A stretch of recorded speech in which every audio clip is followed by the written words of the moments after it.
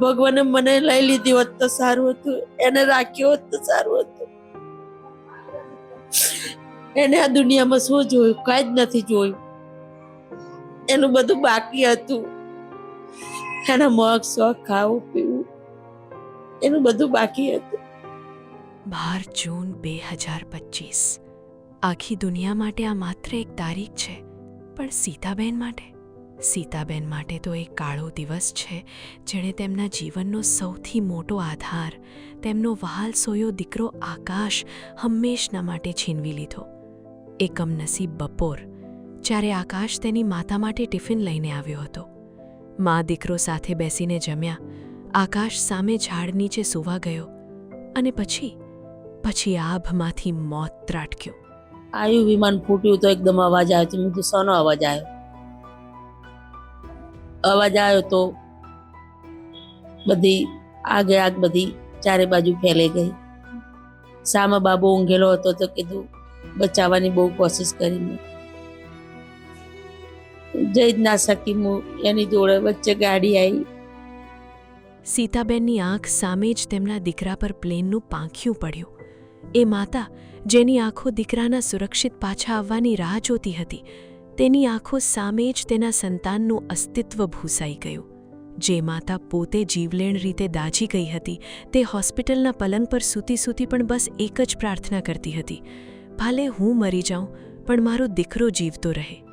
મને તો મનમાં એવો જ વિચાર હતો કે દોડી હેડ્યો હશે, પણ એને દોડવાનો કોઈ ટાઈમ મોકો ના મળ્યો. એનું પાંખિયું આવીને ઉપર જ પડી ગયું વિમાનનું, એટલે ઉઠી જ ના કર્યો. એ તો એ બૂમો પાડું હું બધાને કે મારા છોકરાને બચાવો, મારા છોકરાને બચાવો, મારો ગડું ત્યાં ઊંઘ્યો છે, મારો ગડું ત્યાં ઊંઘ્યો છે. એવું બધું થઈ જતું હતું. મને હોસ્પિટલમાં લઈ ગયા, સિવિલમાં લઈ ગયા. આટલી બધી હું બળેલી હતી, દાઝેલી હતી, તો મને કે ભલે હું બળી ગઈ પણ મારો છોકરો સારો રહેવો જોઈએ. અત્યારે એની યાદમાં અમે ગાળા થઈ છે. અમે શું કરીએ એ જ ખબર નહીં, પણ ભગવાને કેવો દુઃખ આપી દીધું. મમ્મી, હું ભણી ગણીને તને બેઠા બેઠા ખવડાવીશ. આકાશના આ શબ્દો આજે સીતાબેનના કાનમાં ગૂંજી રહ્યા છે. જે દીકરો પોતાની માતાને ખવડાવવા માંગતો હતો, આજે એ જ દીકરો નથી રહ્યો, તો એ માતા કોને ખવડાવે? એનું ભણવાનું બી સારું મગજ હતું. મમ્મી તમને બેઠા બેઠા હું ખવડાવીશ, મારે હું ભણીને આગળ નીકળીશ, એવું વાતો અમુક ટાઈમ કરે. સૌથી વધુ એને શું પસંદ હતું? સૌથી વધુ એને તો પસંદ ખાવાનું તો બધું હતું. સવારે મારી જોડે લઈ જતી હતી મૂકી ચાની કેટલી પર, તો પેલા એને દૂધ ગરમ કરીને ખારી નાસ્તો એ બહુ ખાતો. અત્યારે મને યાદ આવે છે તો મારું કાળજું બળી જાય. મારો છોકરો ખાવા વાળો જતો રે, હું કોને ખવડાવું હવે? દુનિયા આગળ વધી ગઈ, દુર્ઘટનાના ઘાર ઉજાઈ ગયા, પણ સીતાબેનના આંગણામાં આજે પણ એક ખાલીપો છે. ગાંડા જેવા થઈ ગયેલા એ મા બાપ આજે એકબીજા સાથે વાત પણ નથી કરી શકતા. શબ્દો ખૂટી ગયા છે, આંસુ સુકાઈ ગયા છે. બસ રહી ગઈ છે તો માત્ર એક કાળી યાદ. પરિસ્થિતિ બહુ અમારી,